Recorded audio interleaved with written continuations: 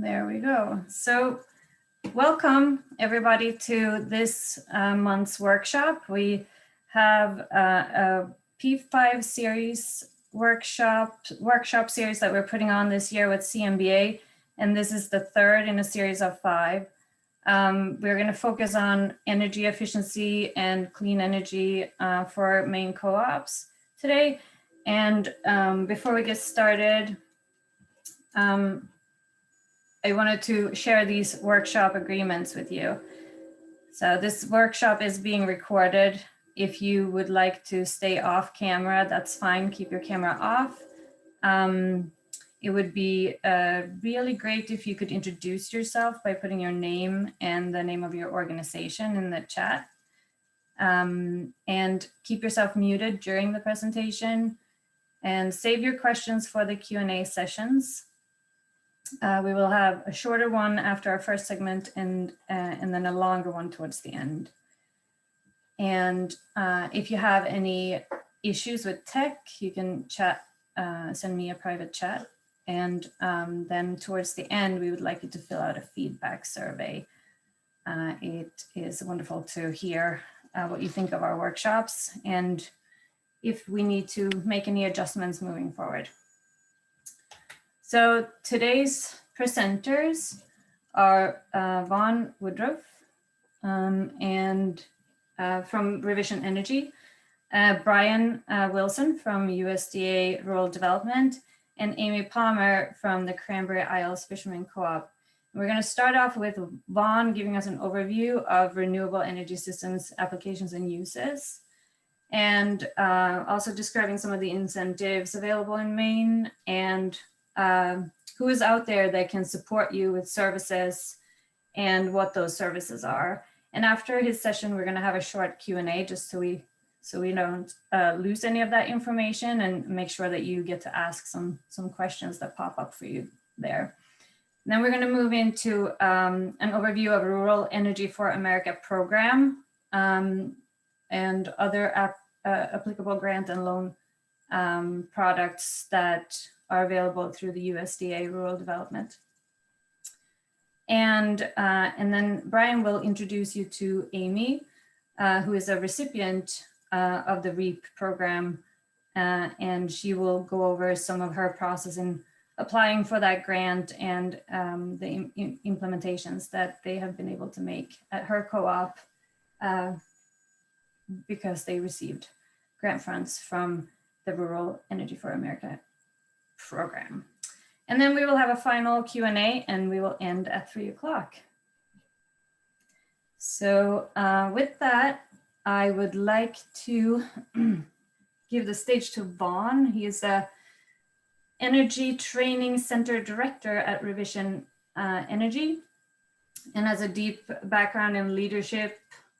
He is an expert in all things renewable energy and with a focus on solar, and knows a lot about employee ownership and is a strong advocate for renewable energy and knows a lot about renewable energy policy and changes that is happening in the state of Maine, that has happened and is currently happening in the state of Maine. So with that, I will give the floor to Vaughan, and maybe you can give us a little bit of a more robust introduction of yourself before you get started. Sure. Sounds good, Emmy. And thank you. Thanks for everyone for being here. I'm going to go ahead and share my screen and do the PowerPoint thing here so that folks see that all right. Probably looks familiar, Jennifer. So yeah, as Emmy said, my name is Vaughan Woodruff.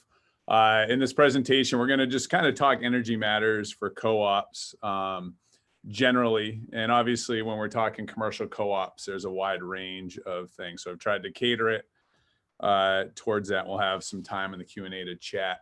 So as Emmy said, I've got some history with this stuff. I was fortunate to be the sucker who got volunteered to be the chair of our Solar Trade Energy Association during the LePage administration, which was highly volatile and contentious with regards to solar policy. So I got to learn about a lot of things I never thought I wanted to learn about.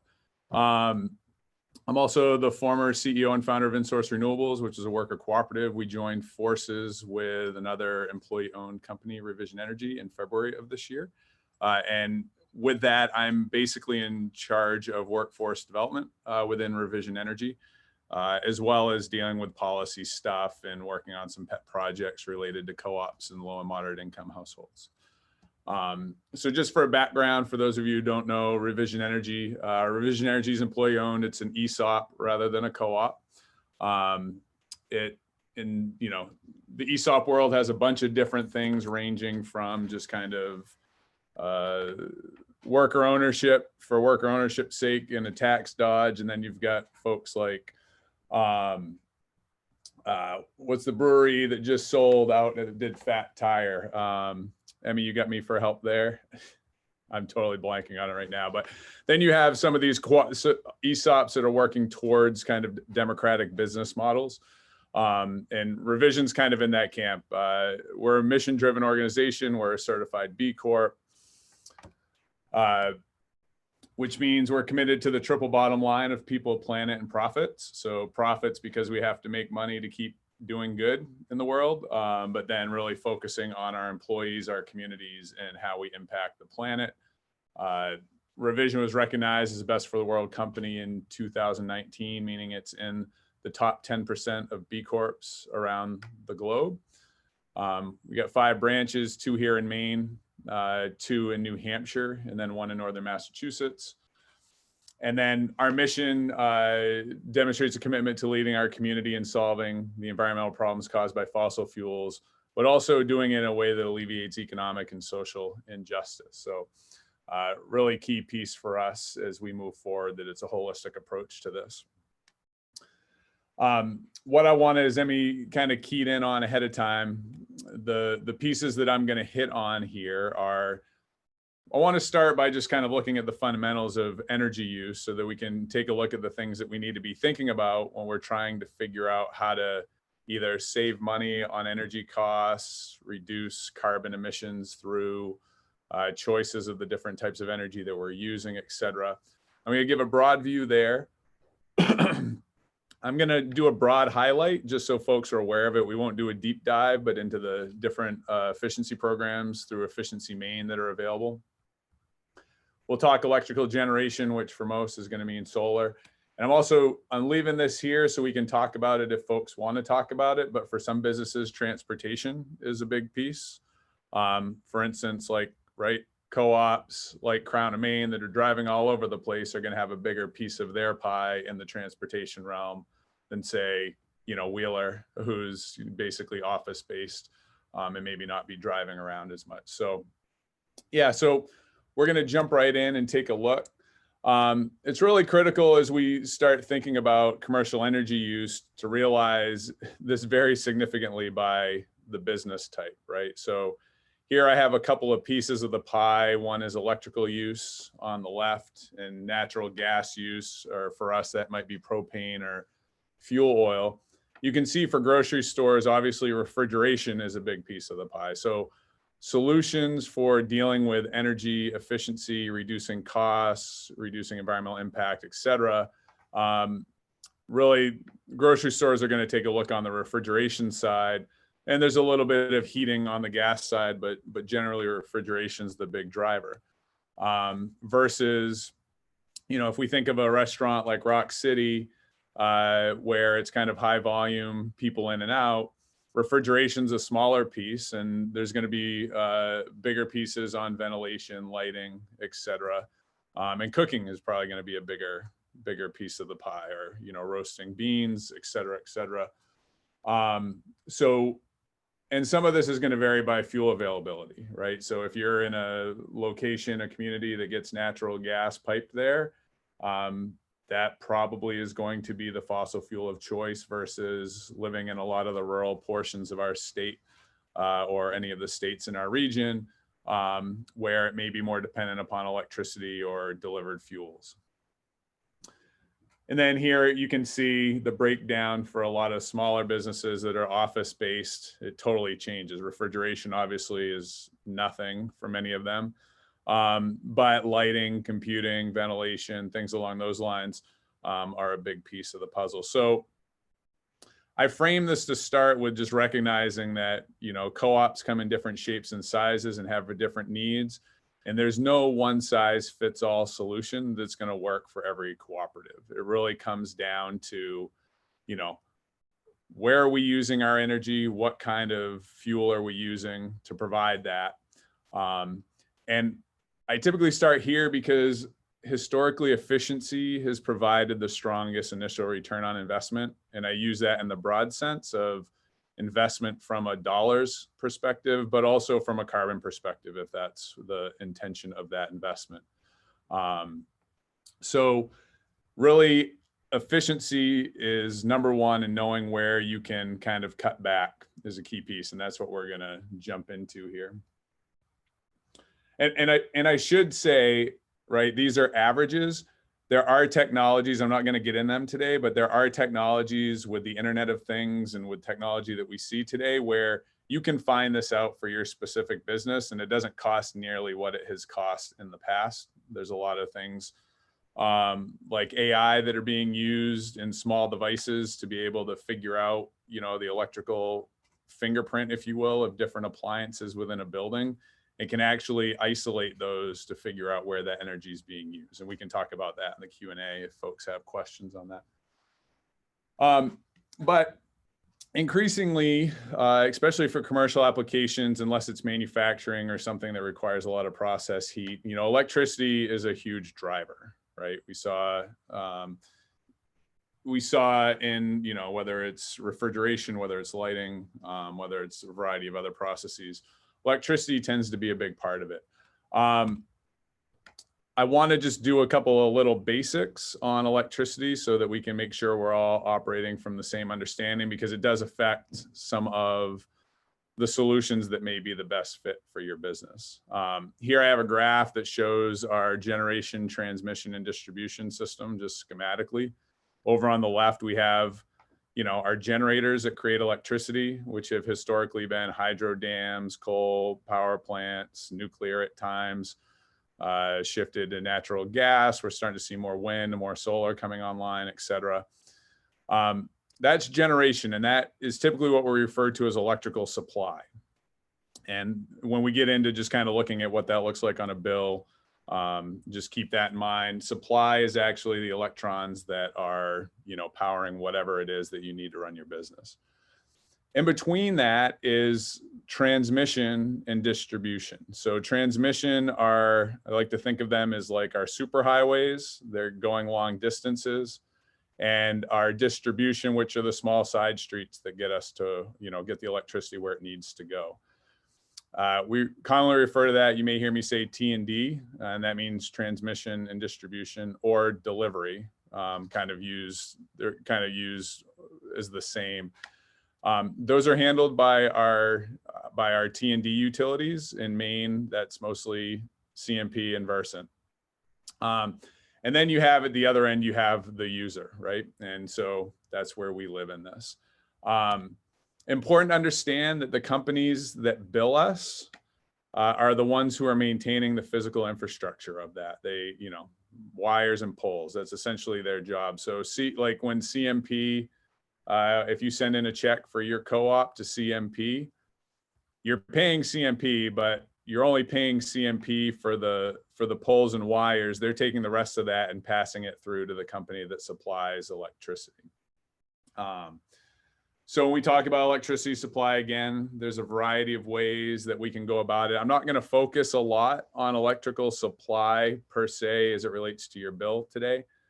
You know, depending, some of you, if you have a small co-op where you're not a big electricity user, you're going to have, you know, a pretty simple way of dealing with electrical supply, typically, unless you decide to move to something like solar. For larger consumers, so those of you running large co-ops, so, you know, one that I have in mind is maybe like the Portland Co-op, Belfast Co-op, Blue Hill Co-op. You may use enough electricity that it makes sense to go to a competitive energy supplier. So, you know, if you have a big enough demand, you can have more leverage in negotiating your electricity rates outside of the standard offer, which is what we usually get. The one thing I'm just going to leave here on the supply side is it's good to do your homework, residential customers have that ability too, to take electricity from a competitive energy supplier. So, you know, Electricity Maine, for instance, was one historically that got some pretty bad press for some poor business practices. You know, CM Brown, Fairpoint, there are a number of different companies out there that provide you the opportunity to save money on the supply portion of your bill. It hasn't been a very successful program for Maine, in that this report from Bangor Daily News from last year highlighted that we as Mainers spent about $132 million more than we would have if we just stayed on the standard offer. So if you're going to get into getting your electricity supply by someone other than the standard offer, it's important to make sure you do your homework and you stay on top of it. Really what I want to focus on to start with is delivery here, because this is where it's more nuanced. I mean, there is some sophistication to our electricity supply, but we have pretty basic ways that we're billed for that in the state of Maine.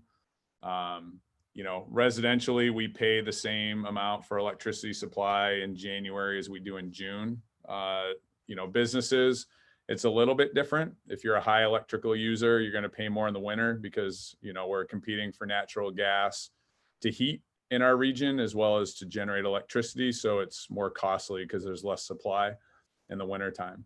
But most of the time, you know, as we see it, we're either seeing average rates or maybe some fluctuations month to month if we're a big enough consumer. Delivery is a big piece for us to understand, because that's where things will vary quite a bit depending upon the kind of business that you have. So as I mentioned before, we have a few T&D utilities across the state. The yellow here is CMP, which provides power to the most number of Mainers. The darker green is the Bangor Hydro District of Versant Power. The lighter green is the Maine Public Service District of Versant Power. I highlight these, and then the rest of these are consumer-owned utilities. That orange is the Eastern Maine Electrical Co-op, and some of the others are small municipals.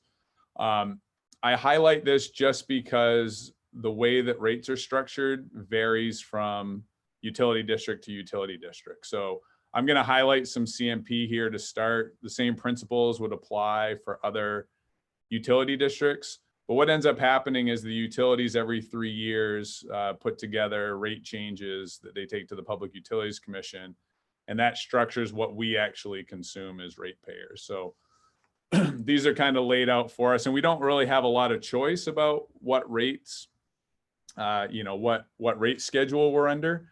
But it's important that we understand which rate schedule we're under, as it affects how our electricity is billed for us. So you can go on to your utility and you can go under rates and you'll see kind of a rate schedule. Delivery is divided into classes based on the electricity needs for the business or the resident. So for instance, if you're a small business, like Wheeler Company, just to give an example, a small, you know, you've got an office, you're probably paying for your electricity much like you would at home. Versus a co-op, food co-op that's got a lot of refrigeration, you're going to be paying very differently, and it has a huge impact in terms of, you know, both efficiency and generation considerations. So here we have a list of some of them. You can probably see residential service, lighting, you know, intermediate and large general service. You can go right on and click on these and see them. I'm going to show you kind of that small general service. In Versant territory, they just changed their codes. It used to be a B1 code. I think it's now kind of similarly named small general service. But small general service, like I said, is billed very similarly to residential customers. It's a rate class that happens for businesses that fall below a certain demand threshold. So essentially, if we think of a water analogy for electricity, residential customers and small general service customers get charged like you would as a water customer for the volume of water that gets delivered in the course of a month. You use twice as much, you're going to pay twice as much. For if your demand is high enough, the utility charges you based on the size of the pipe that's needed to deliver the maximum amount of energy that you need during the peak for that month. Looking at that, so from a water scenario, you're paying for the size of the pipe. With electricity, it's about essentially paying for the size of the service. Again, this is based on volume. You can see here at the bottom, it may be kind of small, but you know, there's basically a base charge of $16 if you're single phase, or about 21 if you're three phase, and then you pay, you know, 6.2 cents per kilowatt hour for every kilowatt hour that you use in a month. Here's what that bill, here's a sample of what that bill would look like. You can see it says right here, SGS, which is small general service. This is a three-phase service, and you know, this service used 241 kilowatt hours, not much. So they had a $20 base charge plus 6.2 cents, and that's how this side of the bill gets settled. Again, this is just for delivery. This isn't the actual electrons. This is just your contribution to helping pay for the wire and the poles. Medium general service is a different beast. Like I said, in this case, and you know, those of you with refrigeration are probably going to be medium general service, meaning that you're paying for the peak for that month. Like you literally could go turn everything on for the first day of the billing cycle and then leave for the rest of the month. And this portion of your bill would not be that much different than if you were operating throughout the whole month, because it's going to be based on that peak. You can see here, much like with small general service, there's a base charge, 30 bucks for single phase, 39 for three phase. You've got a kilowatt hour charge, which in this case, you can see is only about half a cent per kilowatt hour. The big charge is demand. And so notice the difference in units here. So kilowatt hours is energy. So, you know, I always like to think light bulbs. If you had a 100-watt light and you did it for an hour, that would be 100 watt hours. So that's energy. The power it would need to run though is that 100 watts, and that's demand. So this is essentially instantaneously how much power is needed.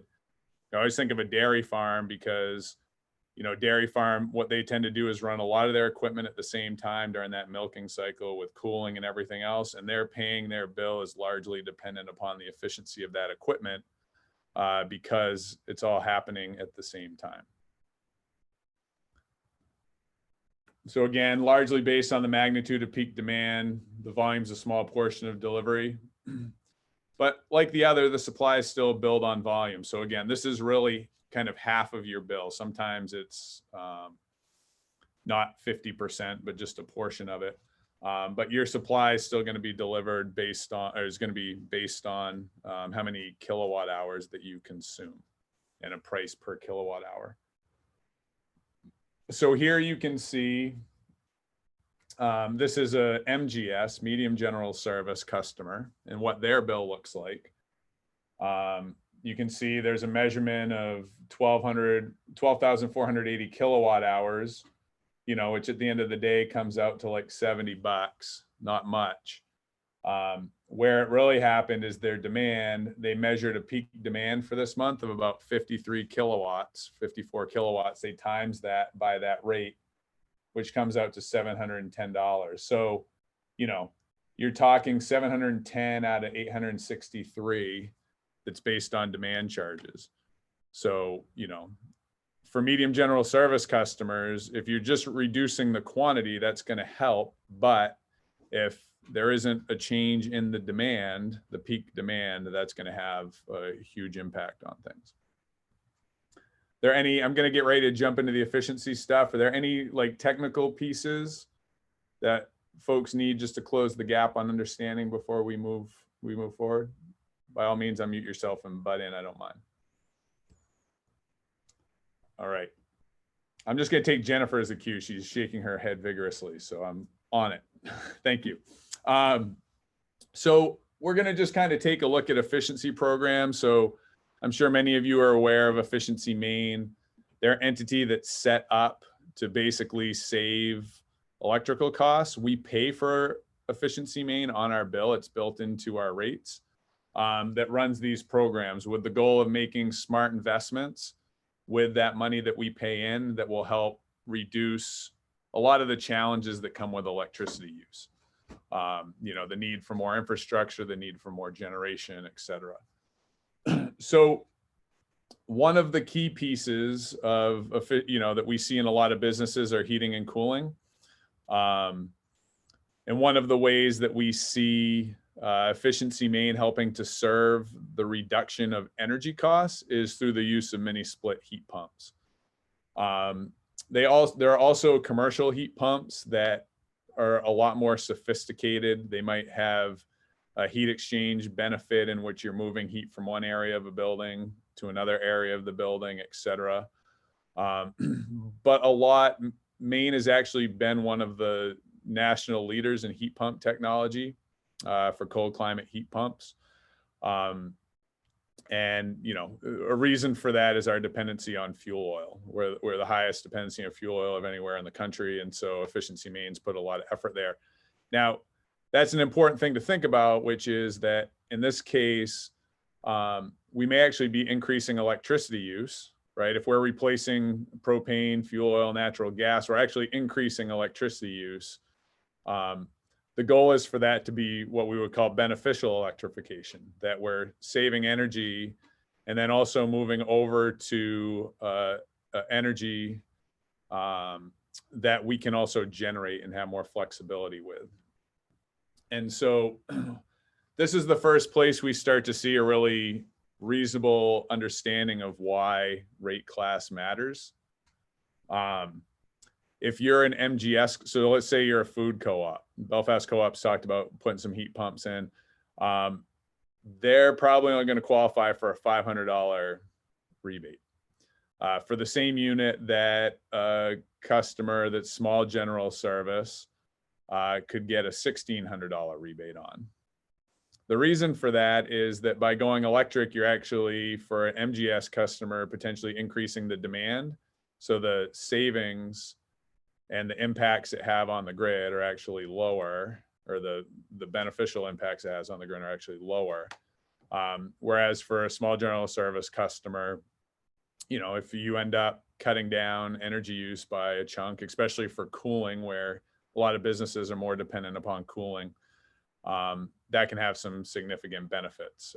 These are more efficient, more efficient than standard air conditioning. And more efficient than most other heating as well.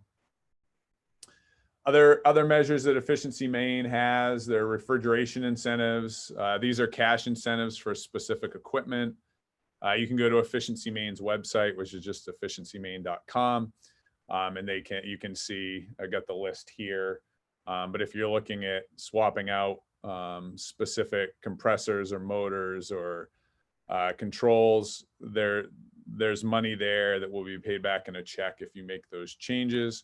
There's also a custom program. If you have an engineer that's putting together a very comprehensive change to your building plant or your mechanicals, you can apply for a custom program that captures that benefit and it incentivizes it accordingly. Another piece that Efficiency Maine has backed quite a bit is lighting. So, we went from incandescents to compact fluorescents and now have moved into LEDs. Some of these you've probably already benefited from. You go into a hardware store and buy an LED light bulb and you pay your price for it. And Efficiency Maine's actually providing funding behind the scenes so that those light bulbs are cost competitive with other alternatives. There are also prescriptive upgrades. So if you have a commercial facility, you can go in, and this is heavily important, especially in the grocery industry. Realize that LED lighting is not only more efficient, so it reduces lighting costs, but the inefficiency of lighting turns into heat, which means that you're running your cooling more. And so by increasing the efficiency of the lighting, you're also reducing the cooling load, which happens to be a driver for a number of businesses. And this applies to both interior and exterior lighting and control. So again, if you can screw the light bulb in, you probably don't have to worry about the rebate program. You just go and buy it. If it's something that's got to be wired, including controls, that's going to be handled under a prescriptive upgrade program. And the way that you can find this, so Efficiency Maine has done a really great job of qualifying contractors for these programs. So this is Efficiency Maine's website. If you go to At Work, you can see I have underlined there the Find a Qualified Partner. You can click on that and do a zip code search. I just did one for, I'll show you one here in a second. And you can find contractors that qualify to participate in the commercial incentive program, which means that those upgrades are eligible for the incentives that you find on Efficiency Maine's website. And those vendors should be managing those incentives for you and being very clear in terms of communicating, what incentives the projects are eligible and how they're being applied to any work that gets done. And this is just a search. You can see I search by Portland within 50 miles and it brings up a whole list. Whatever you're doing, whether it's for residential stuff or business, this is a great place to start. If you don't have a company that or you don't have a friend that's got a good recommendation, this is a great place. This is a great resource for just starting that up. All right.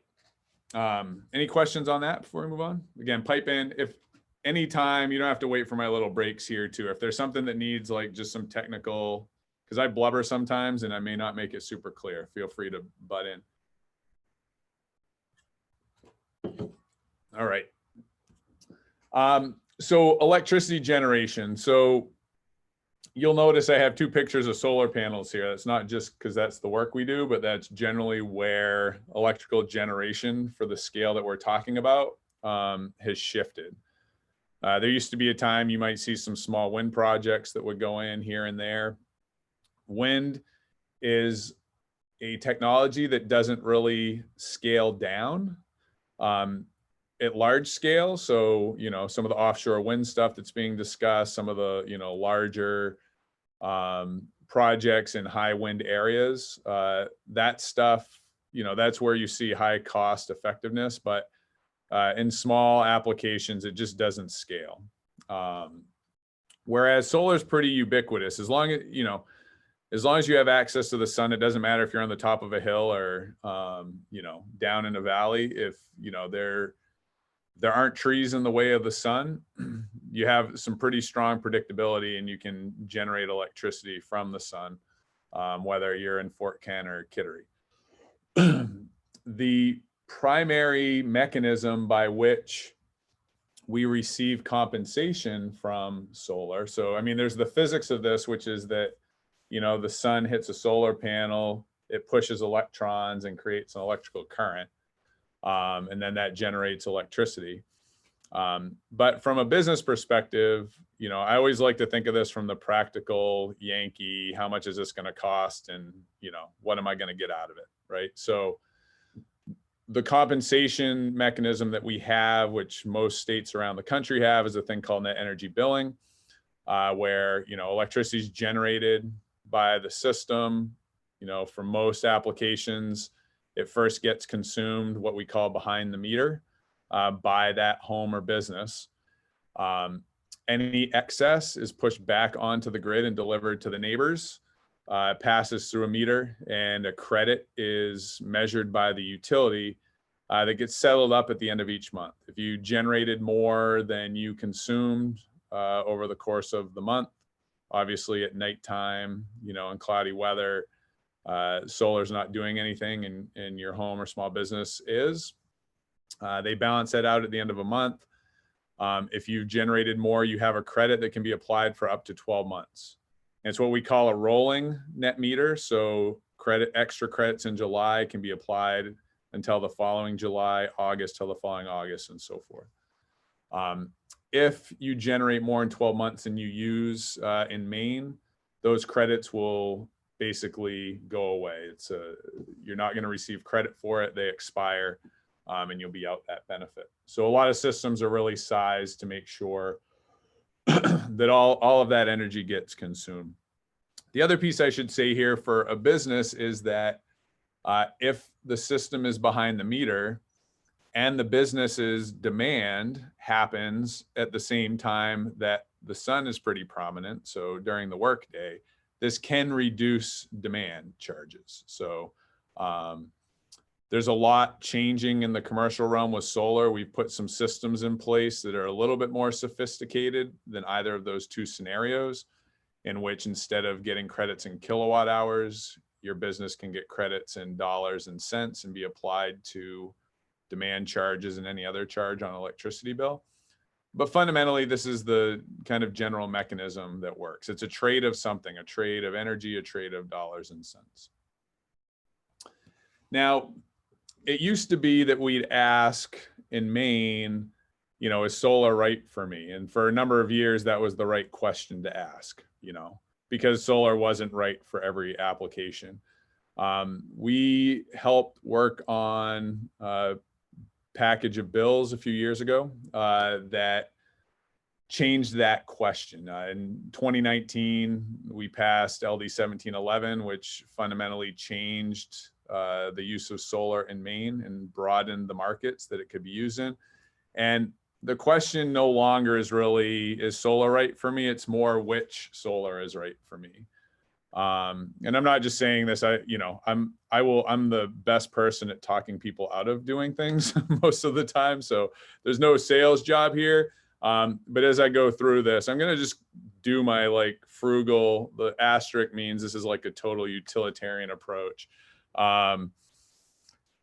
Is we're just going to walk down through the steps of, you know, if you're a business that doesn't yet benefit from solar, which solar is going to be right for you? So to start with, the first question becomes, interestingly, it's got nothing to do with anything physical about your business or where it's located, but has a lot to do with the profitability or the business structure of your company. And that is, do I have tax liability? And for my buddy Brian, I put in there too a little REAP grant reference that Brian will chat about in a little bit and be able to kind of talk about that piece, which for small businesses that are eligible can replace if they don't have that tax liability. So a common one would be a dairy farm, right? Like that's not a lucrative business. If it is, there's probably a lot of places to hide the cash. And at the end of the day, the federal tax liability they have is pretty low. And the REAP grant essentially replaces what would be a federal tax credit. If folks are eligible for both, they can get both, but that can help make the economics work from a practical standpoint. If you're interested in different incentives, and this is everything from solar to the energy efficiency pieces that we talked about, the North Carolina Clean Energy Center has a great website called Desire, and it's DSIRE, I think .org or USA.org. You can click on state or federal and it'll have summaries of those programs, and you can see what types of incentives are available out there. The efficiency Maine incentives that I have here or there, and the solar ones that we'll talk about are as well.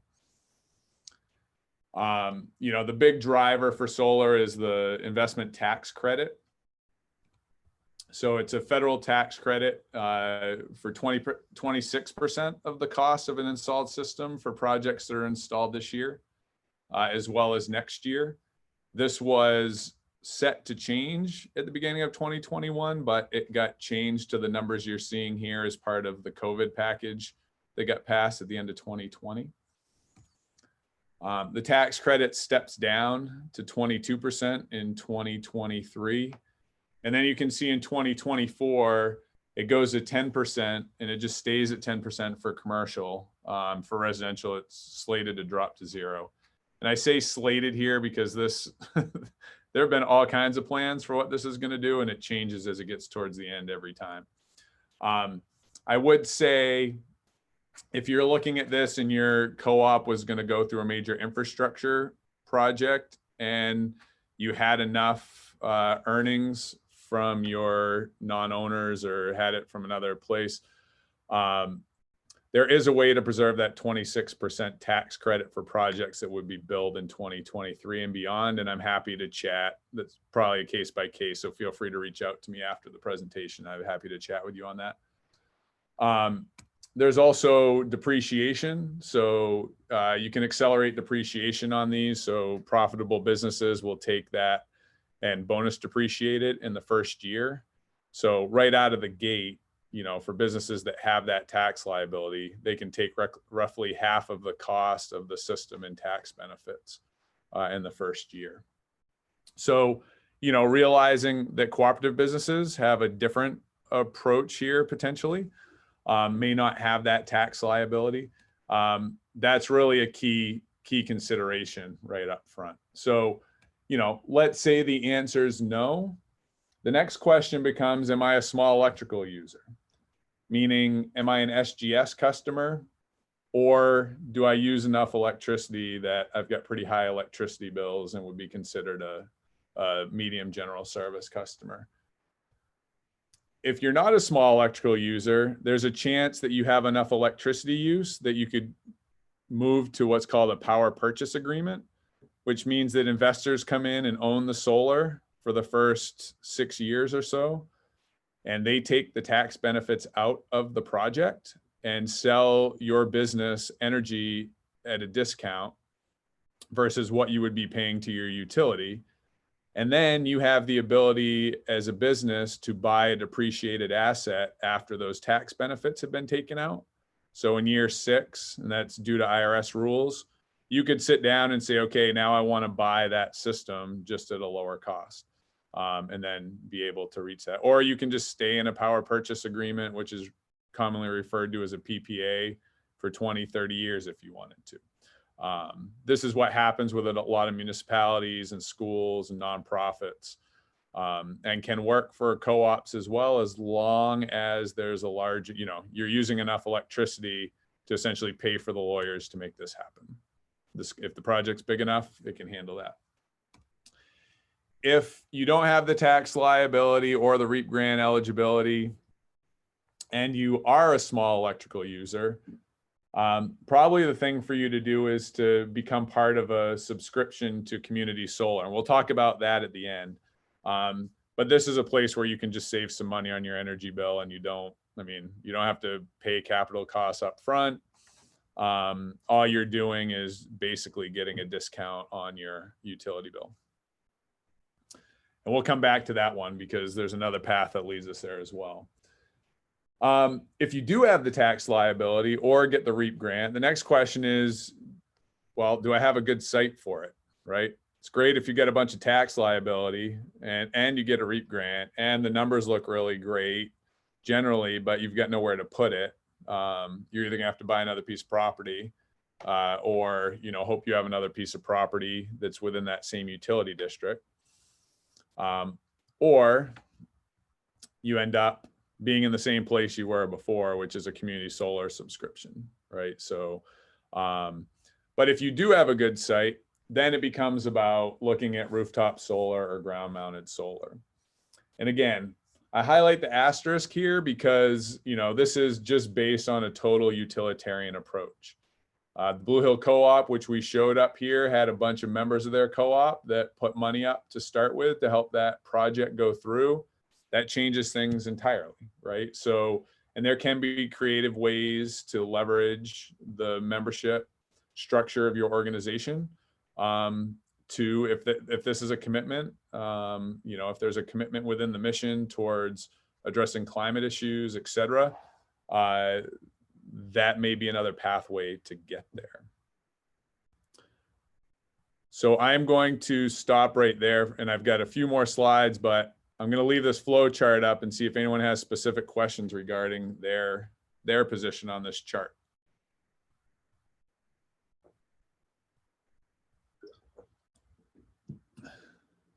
All right. I actually, I have a little note from Kevin at the Blue Hill Co-op, and maybe I can just read that out loud here. That'd be great. Thanks, Emmy. Let me just, okay. Our grant award from USDA REAP was just over $17,000. We are very grateful for the award. After we applied to the REAP grant, we received a large donation from a co-op owner to cover a substantial amount of the cost associated with the solar array. The REAP grant helped us offset costs associated with the $280,000 plus installation, and has also allowed us to offset some of the cost associated with the EV chargers that are being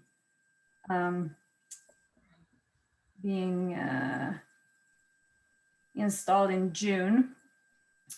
We have received an additional $5,000 grant for a second EV charger station from the group, A Climate to Thrive. Yeah, so I just wanted to insert that there because what you said with the ability for co-ops to generate funding through their membership. Great, thanks, Emmy. And solar is a unique piece in this place because, like, it's going to be hard to go out and people will be like, I'm going to give you some money for pipe insulation. But people will do that for solar panels, right? Like, it's a very visible statement. So, and it's becoming a very popular technology. So there are some ways in which, you know, it may be attractive for folks that are, you know, like nonprofits. It might be donors for co-ops that are mission-based. It may be members. Awesome. So the subscription, the community solar subscription, many of you, if you haven't been hit up for these yet, I want to know your techniques, because, like, you go on the internet and do a search, you're on social media, they pop up. I mean, they can't really make money from me because we have solar on our house, but I get mailers every couple of weeks. So, and a lot of people have been skeptical because of that slide I showed before where Mainers significantly overpaid for electricity with competitive energy suppliers, that this just seems like it could be another scam. How is it possible that I'm going to save 10% on my utility bill as a result of community solar? This is from the Maine Office of the Public Advocate. They have a whole page dedicated to community solar. The reason that it's not too good to be true is that the reason that these programs have popped up is because the state of Maine, with its legislature, has said that we're making a priority to expand the use of community solar in our state. And so this is an easy in, easy out. So, you know, you basically sign up, you can get out of it if you don't like the terms. You know, you'll need to watch for a couple of different things in terms of what you're signing up for in the contract and whether there are any penalties for leaving the project. But this is a lot of the large solar that we're going to see over the next couple of years being built in Maine is to do this. And I'm not the biggest fan of it generally, because I think small solar in lots of places around the state, and this in some ways is actually, you know, 20 acres is actually small for for some folks' consideration in solar. But I'm very a big proponent of it for the fact that it reduces barriers for low and moderate income households that can simply sign up for this and get a cut right off their bill immediately. Whereas, you know, when we start with the tax credit piece from a residential flow chart, they probably don't have it. And then when you go to credit worthiness, they may not have that either. And that can be a real big barrier for access to solar. So yeah, so community solar provides some really great opportunities there as well. So awesome. I'm going to stop my screen share.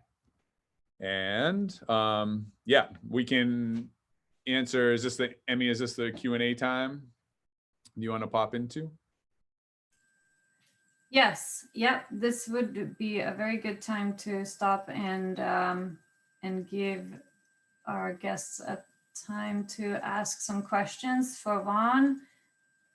You can either put them in the chat to have me ask them, or feel free to just unmute yourself and jump in.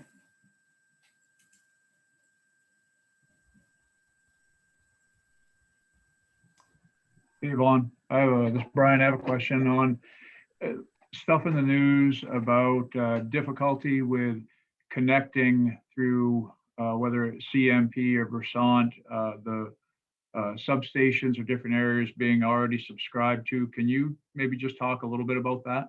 Totally. Yeah, thanks for that, Brian. It's been obviously pretty high press. For those who didn't see it, about I think 6 weeks ago, Central Maine Power it was publicized that Central Maine Power had basically gone out to folks who are developing these large community solar projects and said, we forgot a cost of anywhere from $600,000 to $12 million when you talked with us before. Some of the projects had already been built. So it was like a project's built, ready to roll. And it's like, oh, by the way, here's a bill we never told you about, which, you know, severely affects economics. Maine had a huge surge, right? There was no gentle scaling of solar in Maine. We went from one of the most anti-solar governors in the country to one of the most pro-solar governors in the country, and the policy followed that shift. And what ended up happening were utilities that were already not necessarily doing a great job with volume got a ton of volume dumped in their lap. The other thing that's happened is that, you know, we have a system that was built to deliver electricity over long distances that's now shifting towards, you know, more locally generated power. And our infrastructure, you know, it gets upgraded all the time, right? Power plant, substations are things that need to be replaced. What's happening is we have quickly gone from a state that wasn't dealing with these issues and on the bottom tier to other states that have been dealing with this issue, which is essentially who pays. What we're moving towards is electrifying our economy. Transportation I put there is we can talk about this if folks want to. Transportation is a huge portion of our energy use, and there's a big shift towards electrifying it. And in order to be able to deliver that electricity, we're going to have to upgrade substations and do all of this. What's happening right now is that essentially the way that the rules are set up is that the solar developers are responsible for paying for any upgrades that are required to connect to. So a substation needs to be upgraded. The developer is responsible for paying for that. And it doesn't matter if that substation was slated to be replaced in 2 years. They're slated to pay for the entire cost of that upgrade. And there's a ton of discussions happening in the Public Utilities Commission. There are at least a couple of bills that are in front of the legislature right now, trying to resolve a question that Massachusetts is dealing with, that I think Ohio is dealing with. There are a bunch of states around the country that are doing that. And ultimately it comes down to figuring out how do we, what portion do we as a society of ratepayers help make sure that we invest in to stabilize the grid and allow us to move where we're moving, and how much of that do we put on the development? There's no easy answer to it. I think what's happening in the near term is that the PUC is investigating CMP to see when they knew what, because this was a pretty, I mean, it doesn't pass anybody's straight face test that a project that's already built should get saddled with costs after everything's been paid for and they've been told how much it's going to cost. But I mean, we have, this week we've been sitting here getting ready, writing documents to the PUC on that specific issue for projects that are probably coming across your desk or have gone across your desk. And there's questions as to how those small businesses will have the access that the legislature wanted them to have to solar. Probably didn't give you anything that's of substance there, huh?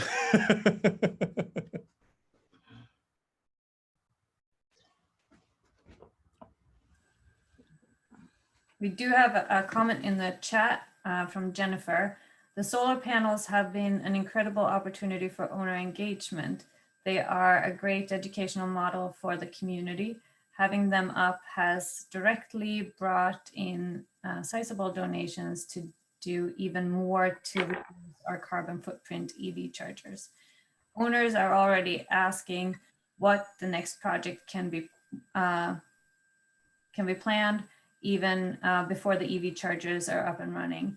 I attribute that energized enthusiasm with the solar project that is complete. Thank you, Revision Energy. And I'm assuming that Jennifer is talking about the Blue Hill Co-op installation. Correct. Yeah, and that, I mean, number one, I want to hit on A Climate to Thrive was mentioned in the letter that Emmy wrote. So A Climate to Thrive is an organization on MDI that's trying to get MDI to 100% renewables by 2030, I think is the time.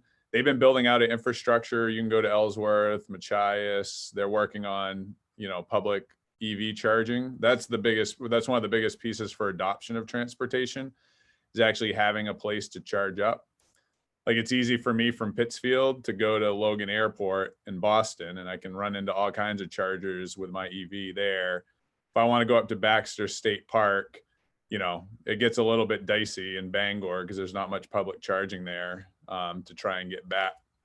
So that's a big piece of it. But I think one of the reasons that, I mean, the excitement that Jennifer is talking about is that the weight of the climate crisis, it really feels overwhelming to a lot of people, especially the generations that are coming up behind us. And I think the generations that are like looking back at their legacy. And it just seems like these are tangible steps people can take in their, you know, there's something that can be bitten off and done to actively act on it, which I think is going to be a huge asset for us as we try and address climate change, is actually having, you know, things within people's reach that they can do to do that stuff. And the nice piece is it's not about just climate. Most people, the market moves based on money, not on people's, you know, wanting to do what's right. At the end of the day, it's about it making economic sense, and all of the stuff that we've talked about here makes economic sense and addresses climate.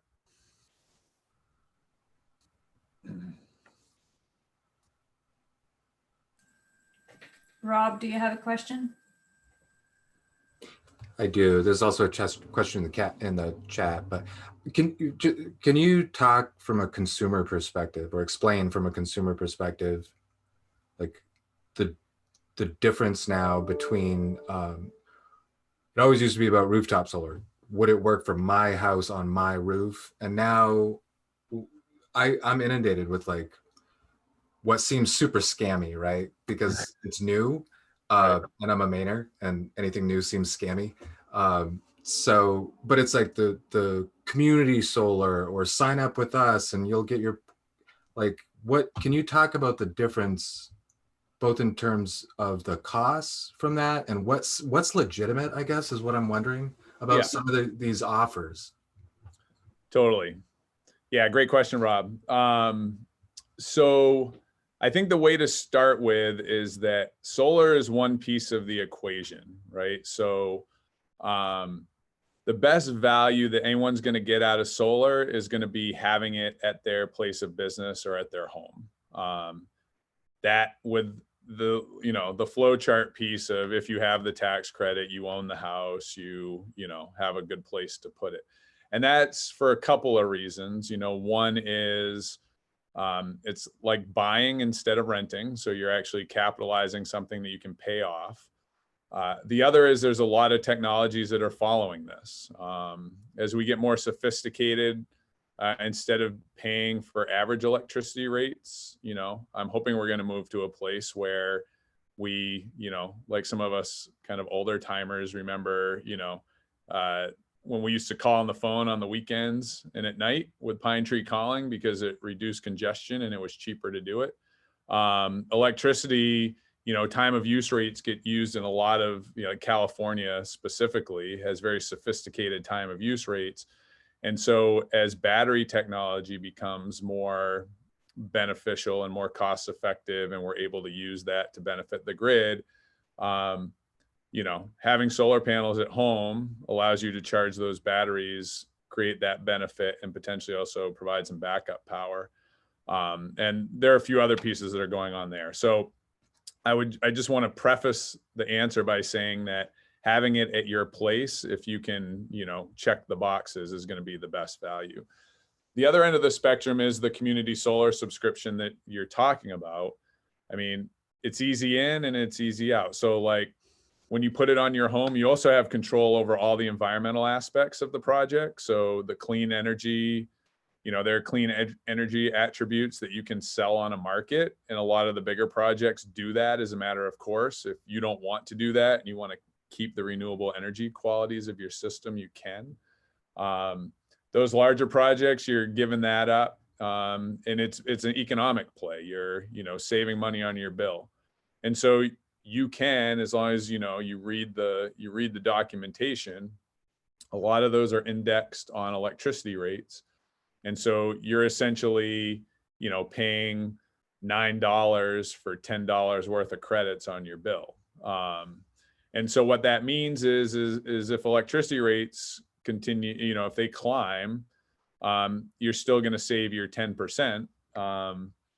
Whereas if you own it, it's more like a stock, right? Like when electricity rates go up, it's like, you know, something went up on the stock market for you because you have a fixed price and that's going up, versus just staying indexed with it. Whereas it goes up, yours goes up too. It just, you're not paying the same as you would. So, yeah, I think the biggest piece, it does feel scammy, and that's why the public advocate's office has put up a whole page about it, just to kind of help with the consumer. And that was part of the bill, was to have consumer protection pieces that are built in. And there are in the stuff that's not even front facing with what all of you are receiving in your mail. There are other consumer protections happening in the background. So, you know, if I have people call me and they're renting, or they're not planning on being in their house for very long, or they live like, you know, in the depths of the woods and they can't cut their trees or whatnot. And I think that it's a fine thing to do, is to go to the subscription model. Just realize it's not an equivalent. It's not like, oh, just like your intermainer should suspect, oh, this is easy. Well, I'm probably not going to get as much out of it as I would if I did a little bit of hard work, kind of thing, right?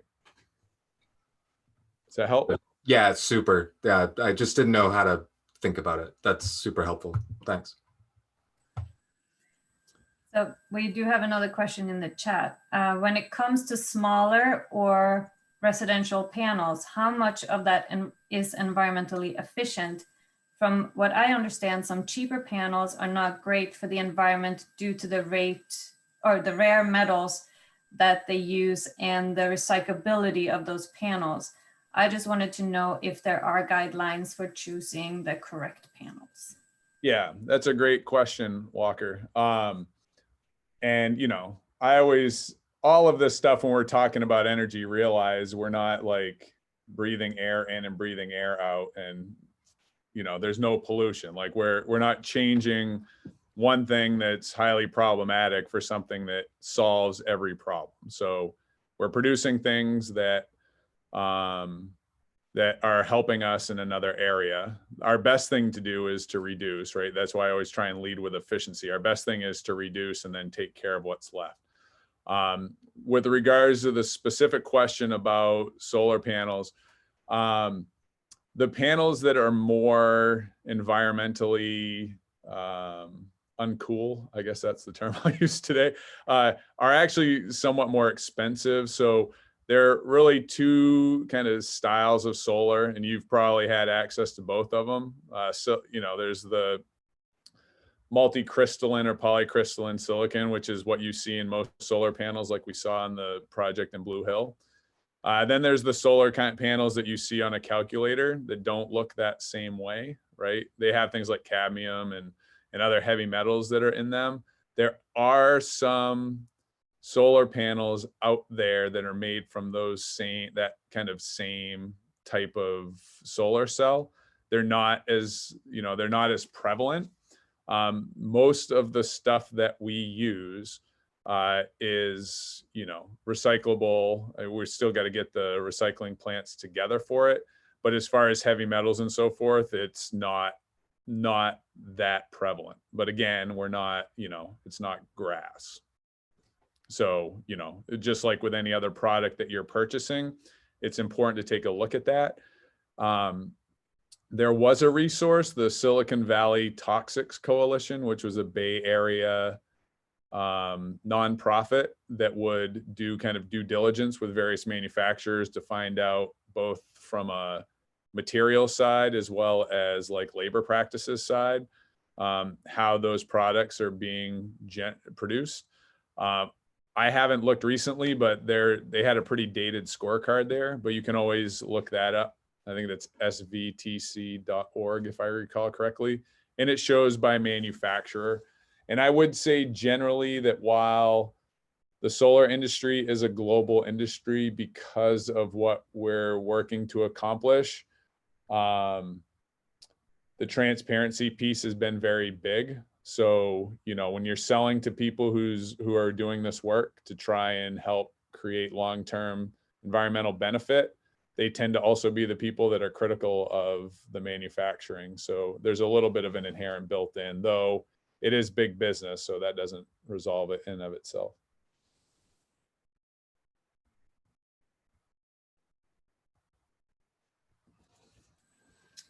I think we might have time for one more question or so for Vaughan, if there are any more at this point. We also have the opportunity towards the end of the workshop to ask more questions. Great. All right, well, thank you so much, Vaughan, for that great presentation.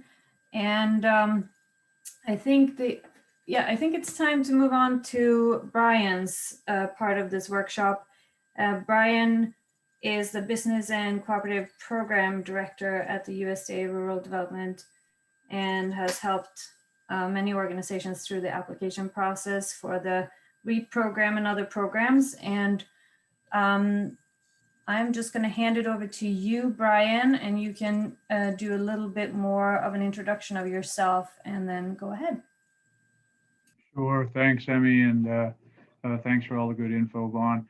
I'm going to do a PowerPoint of sorts and kind of talk along through it with the different aspects of the REAP program. So if you'll just bear with me here, and maybe, Emmy, you can give me a heads up if what I'm showing is actually working.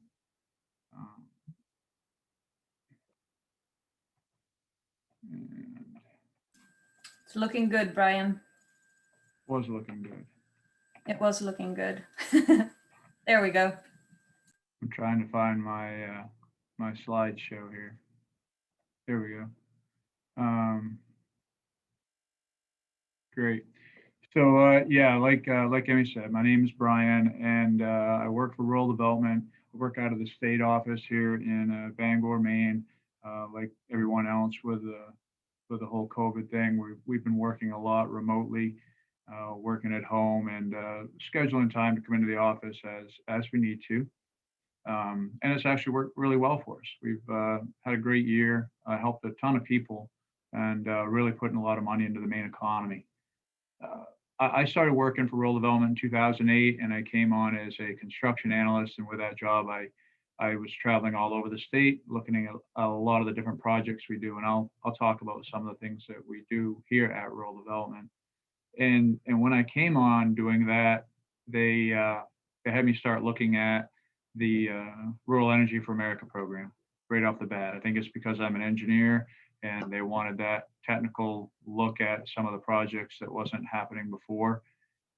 Vaughan made mention of how we used to see some wind projects, and we actually used to see a few of those in the REAP program. We would see a few solar thermal projects, and as of late, I would say what we're seeing now is no wind, no solar thermal, and almost everything that we are seeing is solar PV. A smattering of biomass, and a few energy efficiency projects. But things have changed a lot since 2008. And I've seen a lot of that coming through here, just some pricing, just the way things have shifted. 2014, I became the program director. I've never really been able to shake the REAP thing. I've been running the program since, and but it's fun though. It's probably the most fun program that I think I have, and probably the most interesting. So this is meant to be a blank slide at first, but we're going to talk a little bit about rural development briefly and just all the different things that we take care of here. So this should be like a bunch of transition slides. We do single family housing here. We do multifamily housing. There's a section that does community facility projects like libraries and fire stations. We've done landfill projects. We have done sewer projects, including pipe and treatment stations, biomass and solar, drinking water projects. We finance businesses, and we do community and economic development. So I guess the point is that we do a lot of different things here. Many of our state directors and former state directors would send people our way. If you had a project and you were wondering how to fund it, give us a call, because we can fund a lot of different things here. And this slide is just a roll up of some of them. But the takeaway would be, if you're talking to people or you yourself have a project as a cooperative or as a business owner, or you know people, have them give us a call. If they're looking to do something, there's a pretty good chance that we can either help them directly or that we might know of a program or an entity that can. So today we're going to talk specifically about the Rural Energy for America program, and everyone will refer to it as REAP for obvious reasons. What that program has is grants and loans, and I should say loan guarantees, and they're available for both renewable energy projects and energy efficiency improvements. These grants and loan guarantees, they help ag producers and rural small businesses improve their energy efficiency and help lower costs that they might have. We do a lot of work in this program in Maine. From fiscal year 16, so our federal fiscal year starts October 1st. So fiscal year 16 to fiscal year 20, we awarded over 120 different REAP loan guarantees and grants, and they totaled almost $5 million. This fiscal year is going to be our largest year ever. We've already approved 6 loan guarantees, and there's some of those community solar type projects that Vaughan was talking about earlier that are selling subscriptions for over $47 million. We've already done 9 grants totaling $180,000. We expect to do 22 million more in loan guarantees and another $600,000 in grants this fiscal year. That's just in the REAP program. We have other programs that I run in business and cooperative services that are also going to be putting out a lot as well. And just as a side note, if you're interested in REAP, there's been a new program regulation that's just been released, I think it was Tuesday, in the Federal Register. And it's not going to make a lot of sweeping changes to the program, but in the past, the REAP program encompassed both, the regulation encompassed loan guarantees and grants.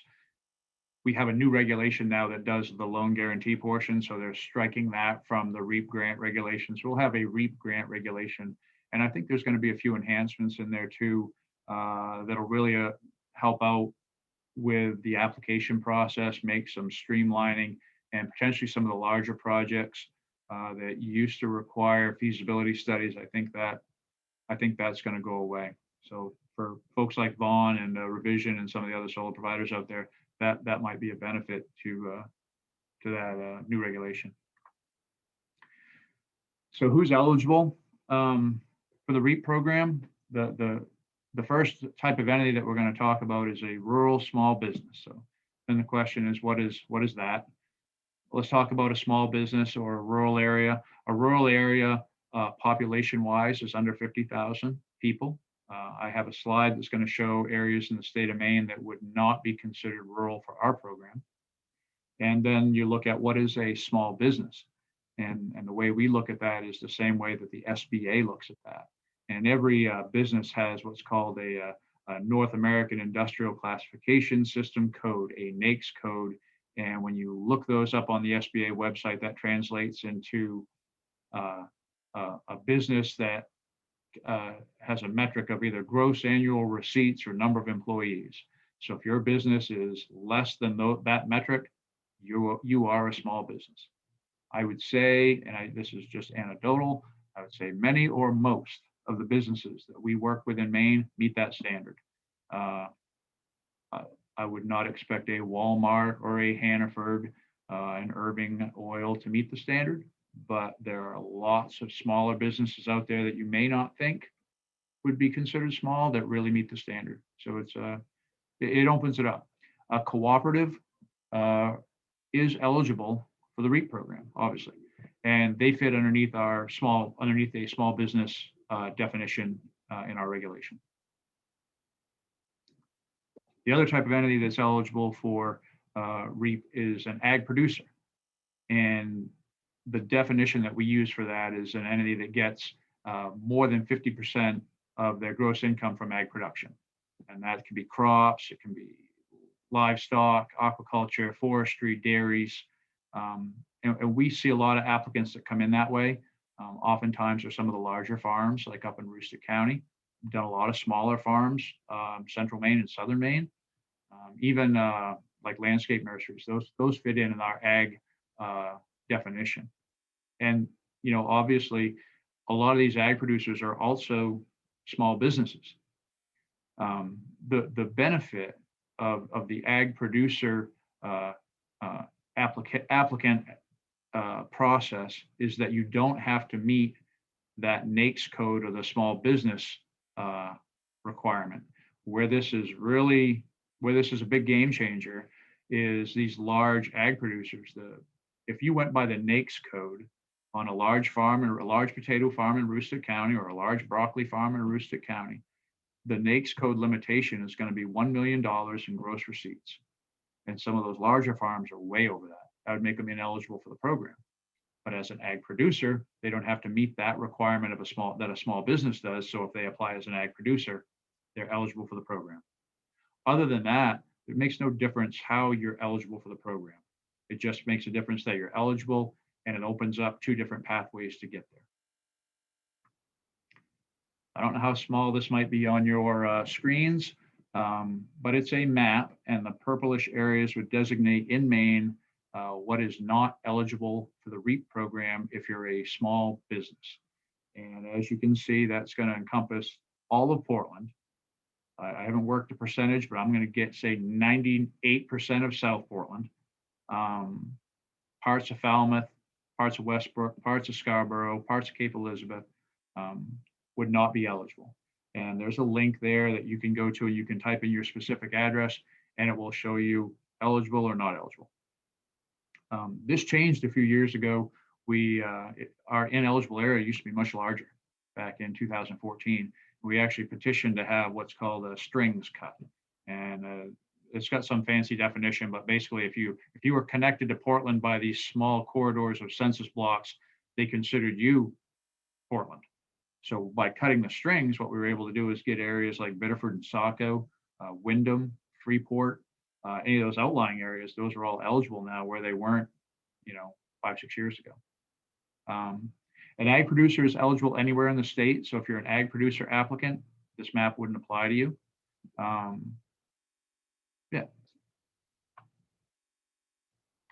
So the types of assistance we can provide are for renewable energy systems and energy efficiency improvements. Those are the RES and EEI definitions are the ones that we use. The types of entities that we talked about ag producers and rural small businesses, but what we haven't talked about are the entities that can't use these. And that would be nonprofits, schools, churches, residential. So we're pretty particular, as the regulation says, about who can actually apply. So, and we get asked that a lot. So just keep that in mind, small business, for-profit, and ag producers. A little bit about the types of projects that we can fund with REAP. And first we'll look at renewable energy projects. You see the list there: solar, wind, hydroelectric, digester projects, biomass, geothermal, and even ocean power. And like I said earlier, solar is by far the largest set of applications we see. I will say we've made several very large grants to biomass projects, and for us, biomass could be wood chips, it could be pellets, it could be other things. We've also done a few geothermal digester and years ago some wind projects, but certainly nowhere near what we see for solar electric. My thought is you know, the market's driving that. I mean, what makes sense? What's gonna create the energy you want for the price that you can pay? And right now, I'm gonna say it's probably solar. We've also done one that I can recall, a small hydroelectric project. That's a whole new area to get into when you start getting in the water with the federal government and all the requirements we can throw at you that way. Energy efficiency projects for us, think about things that you can change at your business that will reduce your energy usage from what you were using to what you would use. And we look at it historically. An easy one's lighting. If you change out incandescents or fluorescent lights to LED lights, almost invariably you're going to save energy. Now, notice I am saying you're going to save energy, not save money. It's important that you save money too, but that's not the requirement. The requirement is that your energy efficiency improvement decreases or would have decreased your energy usage over the period of time we're looking at. A question that comes up a lot, or a statement that I will hear is, hey, Brian, we're building a new, you name it, we're going to make it super energy efficient. We're putting in, you know, all these heat pumps, we're putting in super insulated walls. Can you help us with that? My answer is that I can't, because you're going from using no energy to using some energy. Even though what you're doing makes a lot of sense, my program doesn't fit for you because it's not an improvement. So always we want to think about things we can do to an existing structure or an existing equipment or an existing facility that would save energy. And that lighting's a good one. Heating systems and cooling systems. We see refrigeration upgrades. I've seen several fan projects, especially in Rooster County on like potato houses with variable speed or variable frequency drives. So there's a bunch of different options out there. One of the ones that we've been seeing more here that they really see in Vermont is associated with maple syrup production. Some of the efficiencies that can be seen there with reverse osmosis, changing the amount of sap that you need to boil down, or upgrading vacuum lines on bigger sugar bushes, they're good projects. So what type of money do we have? Right now, our application period is closed for fiscal year 21, and we're in the middle of scoring.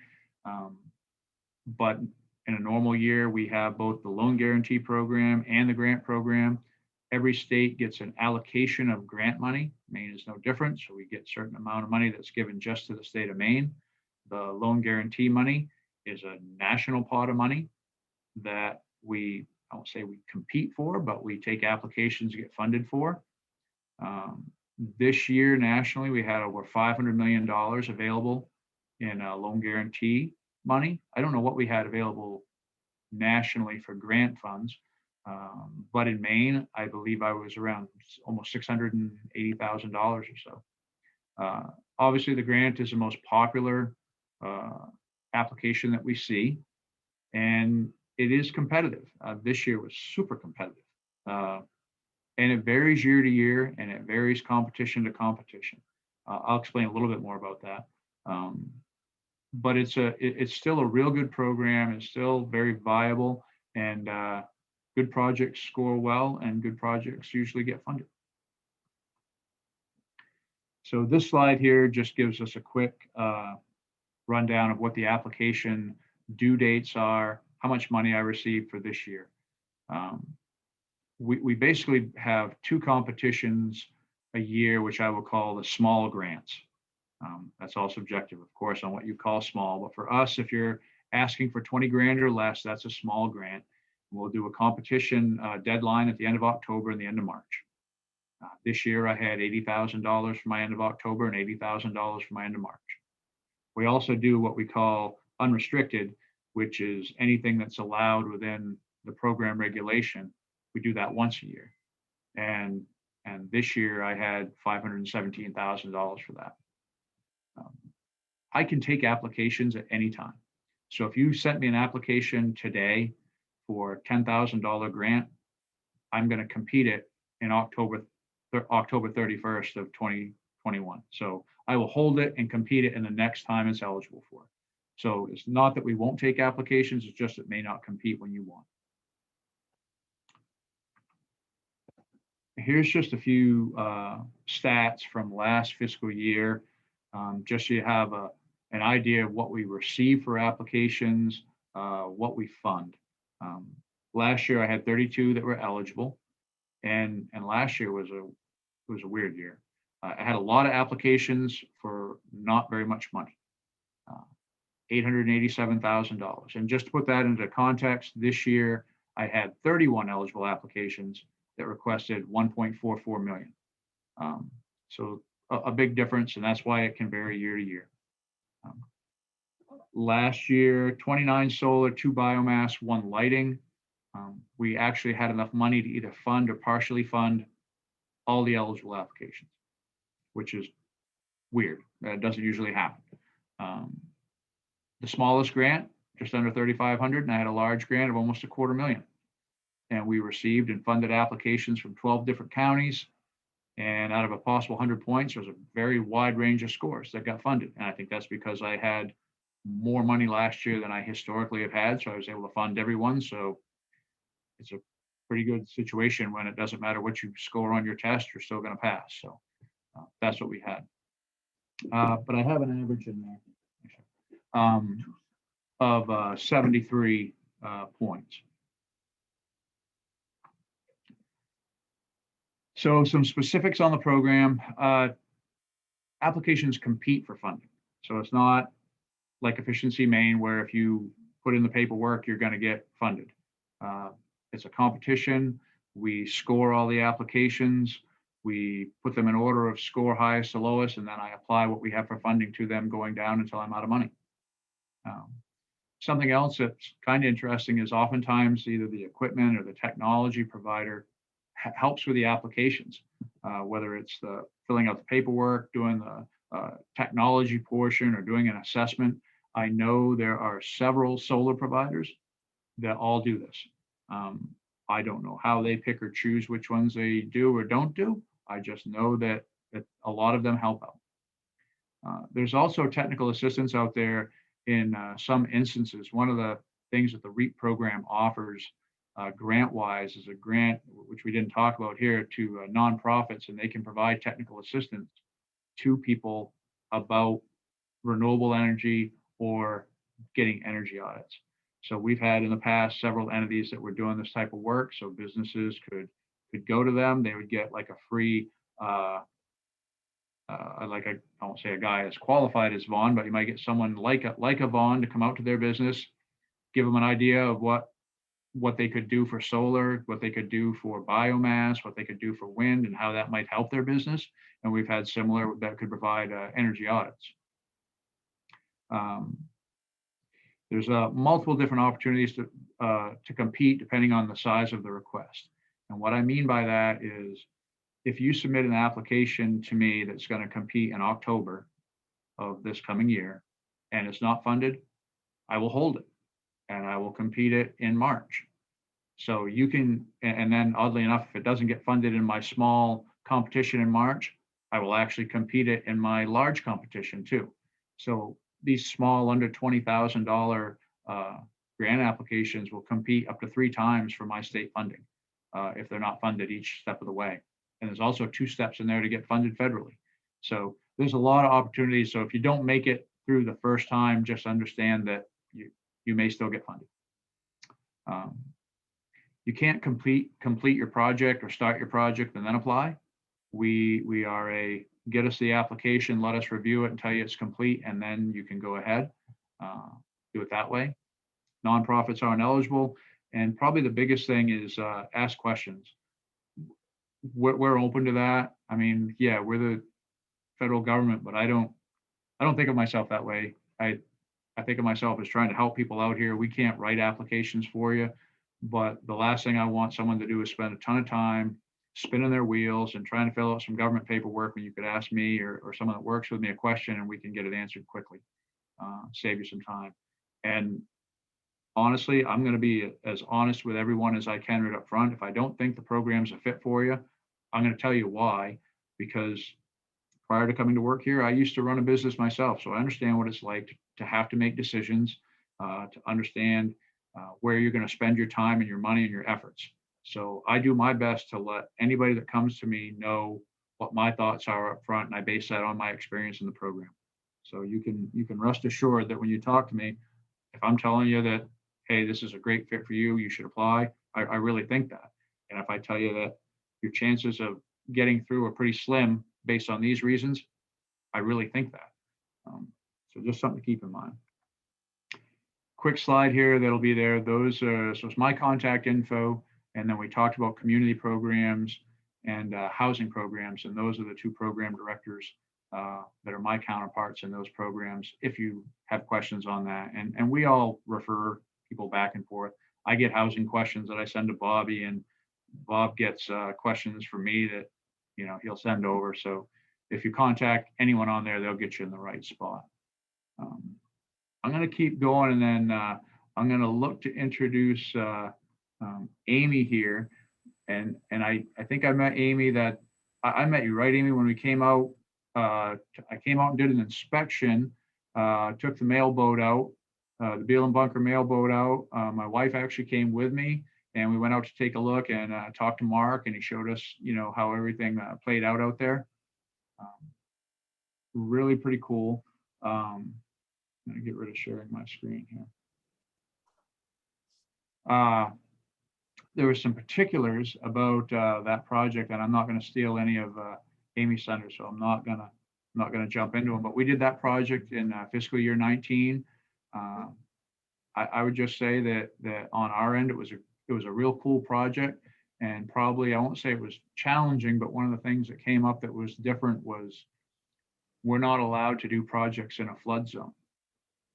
So having a project that sits out on piers out over the ocean was a different type of situation for us. So that was something that we were able to work through, and it worked out great. And it looks like it's been a real successful project. So with that, Amy, I don't know how you want to do this, Emmy, if you want to jump right to Amy, if you want to do questions or what. We can jump to Amy, and then we have a couple of questions in the chat. So Okay. yeah, go ahead, Amy. All right. Thank you. Yeah, so we're a lobster fisherman co-op. We're owned by 25 fishermen who come and they, you know, sell their catch here. And we also, so for the wholesale, that's the wholesale business. We have a big bait cooler, a, you know, very large refrigerator that they store barrels of bait in, and also a very large freezer that they keep frozen bait in. So that's a large part of our electricity usage. We also have a small retail store. And so that has been like smaller refrigerators, but kind of adding to it a little bit every year. So our electricity needs are pretty stable, but, you know, increasing a little bit here and there. Sorry about that. So we started like with a feasibility study from the College of Atlantic. They did a feasibility study for our solar needs. And that was, I think in 2018, and they got a USDA grant to do those also. And they wanted, like, we had to come up with like 2 to 3 years of our electric bills for, you know, people to look at to figure out what we'd used. So that's something you want to have, you know, on hand, so they can, you know, figure out how much wattage you use. And another thing, we have a lot of metal roofs already, but we had to put a metal roof on our office. So I mean, that helped the whole solar installation, that the roofs were mostly ready to go.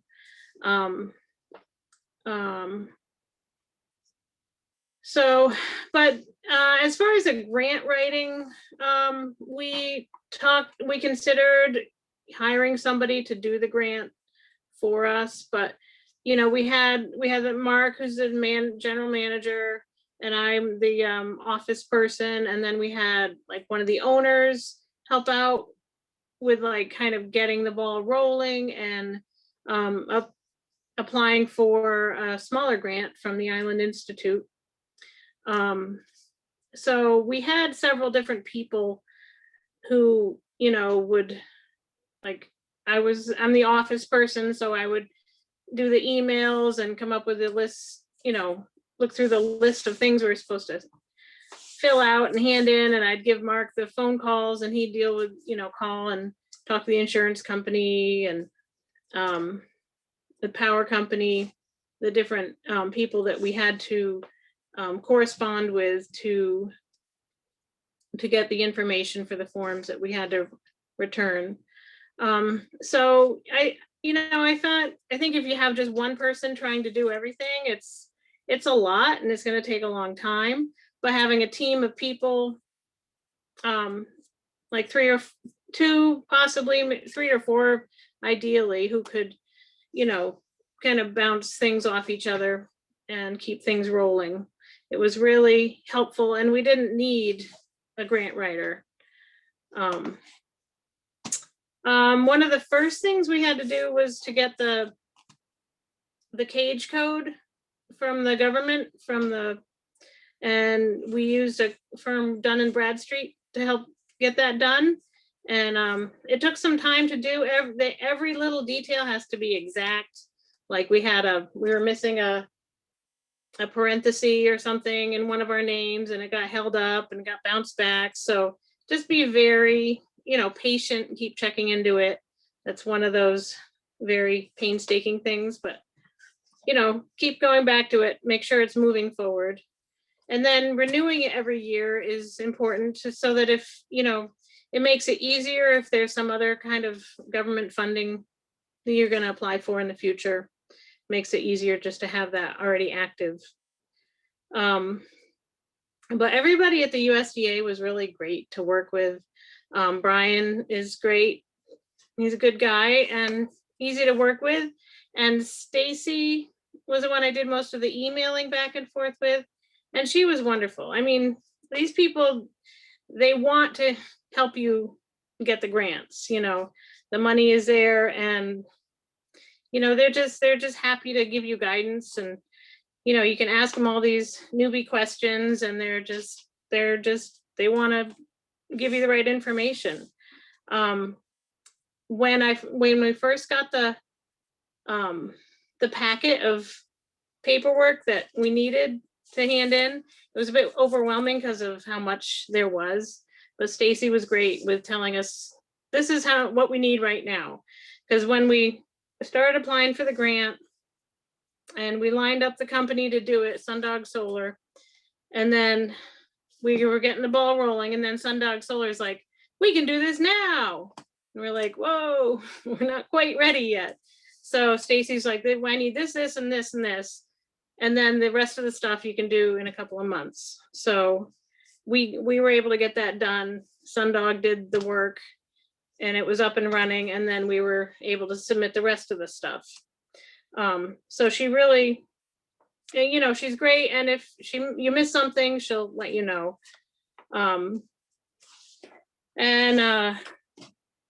Let's see, another thing was being a co-op owned by the Fisherman. When it came to this federal tax rebate, we couldn't take it as a business because we don't really pay taxes as a business because of the money goes out to the owners at the end of the year. But our accountant was able to break down that federal tax rebate and distribute it amongst the fishermen so they could take it off their own personal tax returns. So that's a really great thing for co-ops to know about and try to do if that applies to you. We did end up taking out a loan from the bank to pay for the solar project, and then we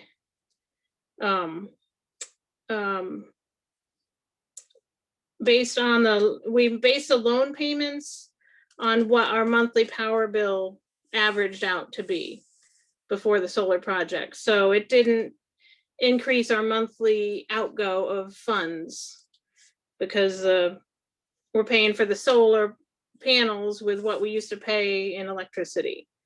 So that was a good way to figure it out and keep the owners happy that the costs weren't going up. And then after 8 to 10 years, the loan will be paid in full and we'll be receiving free power for the life of the array. So they're guaranteed for 20 years, but they'll often last for up to 30 years. So we're going to get 10 to 20 years of power, for free. So, saving money in the long run is good, but, really doing what's right for the environment is the overarching reason for doing this. And being that we're owned by fishermen, they're really keen on, the environment and what's good for the lobsters. Don't be shy about asking for and applying for other grants, because like I said, one of our fishermen was able to apply for the Island Institute grant, which we're on a little island, so that's why we are eligible for that, but there's other things out there too. Let's see. I think Sundog Solar was a great company. They're family owned. They have great service. The managers, they came out and looked at the project, and one of the son was like leading the project and the installation and everything. Mark had said, don't be shy about getting a second quote from another solar company. And then don't forget that you'll have to insure your panels. So you might want to, that will increase your insurance premiums. So you might want to check into that, when it comes to figuring all the costs. And then there's the solar reporting, like at the end, after you go through a whole calendar year on your new system, there's this simple report they want you to fill out and send back. It's very easy. It's just basically telling them how much power your system produced in a calendar year. And with Sundog Solar, they set us up with a solar monitoring app, Solar Edge, and that keeps track of how much energy your system produces. So you can pull the info right off of that for the report that goes to the USDA. And it's also nice because it shows you minute by minute how much power is being produced by your system.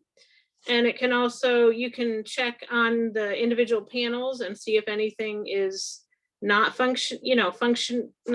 not producing enough. It'll be like grayed out, or it's, producing less power than the other panels. So that's really helpful to look at if you think there might be a problem. And the other thing the USDA did to help us was, after everything was installed, Emily Cannon organized a publicity event. So that was great, because we wouldn't have known how to do that without her. She was really, really good at that. And it was a wonderful way to, celebrate the accomplishment and include everybody who helped make it happen, and get the word out about it. So, I guess that's kind of the overview I'm thinking I came up with, but if you guys have any questions about, specifics as far as the grant or the process that we went through, I'd be happy to take any questions.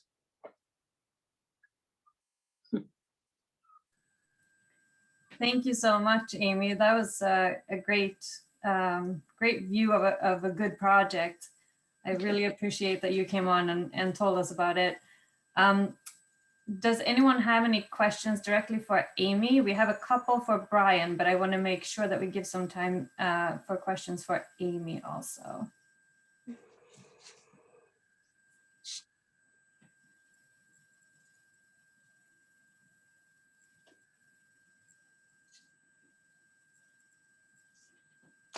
Okay, I will jump into the questions for Brian, and then we will see if any questions come up for you, Amy. Okay. And thank you so much. So the first one for you, Brian, is do heat pump addition count for a REAP grant? Potentially, yes. If that would come in as an energy efficiency improvement. So what we'd be looking at is, we'll call it an energy audit, but it would be an energy assessment for us, which is not quite the same level as an energy audit, that shows that this heat pump is going to save energy. I mean, we know, we'll say we know that they're going to, but we have to show that because by way of this energy audit, because those numbers will help with the scoring. So if you heat your business or your area with, we'll say, an older oil boiler, and you're going to replace that with the heat pump system, we know the efficiencies are there, but the numbers will play that out. So yes, I'll say yes, they will be eligible. With the caveat, we have to see the numbers for sure. Great, thank you. The second question is receiving a REAP grant a one-time opportunity, or can you apply for it ongoing? Yeah, that's an awesome question. It doesn't have to be a one-time opportunity. I will say that the way that the scoring works is it benefits those who have never had or been awarded a REAP grant before. Now, that doesn't mean that has nothing to do with applying, because we have people that apply and then withdraw their application. But like, let's take for instance, if Blue Hill Co-op or if Cranberry wanted to apply again, we will take that application, it will score. The difference being is there's a section in there, I believe it's worth 15 points, where if you've never had a REAP grant before, you get the full 15. If you've had a REAP grant within the last 2 fiscal years, you get 0. And if you've ever had a REAP grant, you get 5 points. So if you've had a REAP grant in the past, you're gonna lose or not get at least 10 points compared to other places. And that can be a big deal. I was talking to someone earlier today about some of the scores that I'm seeing this time around. I believe it was 6 scores when I scored out these applications, keeping in mind that it's between 0 and 100. Well, they usually place in the 70s. I had 6 applications that scored within 1/10 of a point. So 10 points can easily be a deal breaker. But it doesn't preclude you from applying. I have had people and businesses that have applied more than once and have gotten more than one REAP grant. It really comes down to how much money I have, how many people are applying, and what they're asking for money. So if you have a good project, I'd tell you to apply, especially if you've gone through the process before. It hopefully would not be as daunting. Great, thank you. We have time for maybe 1 or 2 more questions, and you're welcome to ask questions of Vaughan, Brian, or Amy. I have a question for Amy. I'm wondering, because when I stopped down and looked at things, there were seagulls everywhere. And I'm wondering, what if you've had to go through a process to clean those panels, or if you don't have to do it, if the rain takes care of it. I just wonder that. I know it's a weird question, but The seagulls do like to land on the roofs. We got some bouncy spider seagull deterrents that we put up on the roof line. So, so they keep the seagulls from landing on the roof now. We just don't have them on the very top, the bait shed roof, because nobody's gotten up that far yet to install them, but we have them to put up there. So I think they need to like wash them, you know, or scrape the seagull poo off, you know, after they install the deterrents. It's called Bird Be Gone. Or that's the company we got them from. So, you know, it's good at keeping them from landing there, but I think just the original cleaning after they're installed, I think we will need somebody up there to scrub it off. Thank you. Mhm.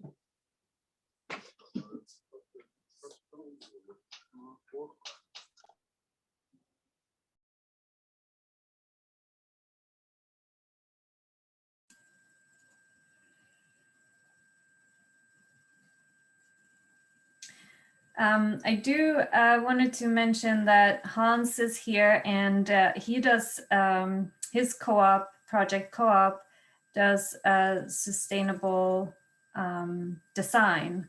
And so if anyone wants to reach out to him to connect around projects that might be interesting under that sort of umbrella, then he is here as well. And Hans, I don't know if you want to take a minute and introduce yourself. Sure. How you're Sure. Thanks, everyone. Yeah, I wear a couple hats. Project Co-op, which I sort of founded, is just like a few of us, and it's a small worker cooperative, and that's why I'm plugged into with all you guys.